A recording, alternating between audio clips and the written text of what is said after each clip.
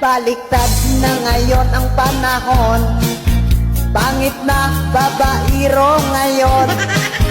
Ang gwapo ay hindi na raw uso, dahil sila is karamihan dito.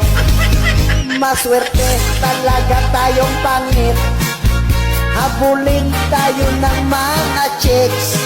Kahit mukha mo'y parang arinola, walang problema basta't may pera ka.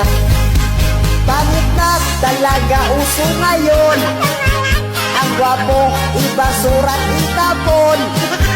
Malas raw kung gwapo ang boyfriend mo, wala raw bawas mga support ito. Si Dailin, gwapo raw kanyang boyfriend, nang dirit siya yung pagsapit ng dilim.